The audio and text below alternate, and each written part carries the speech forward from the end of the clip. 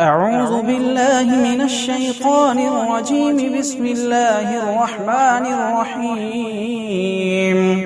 سبح اسم ربك الأعلى الذي خلق فسوى والذي قدر فهدى والذي أخرج المرعى فجعله غثاء نحوا فنقرئك فلا تنسى إلا ما شاء الله إنه يعلم الجهر وما يخفى ونيسرك لليسرى فذكر إن نفعت الذكرى فيذكر من يخشى ويتجنبها الأشقى الذي يصلى النار الكبرى ثم لا يموت فيها ولا يحيا قد أفلح من تزكى وذكر اسم ربه فصلى بل تؤثرون الحياة الدنيا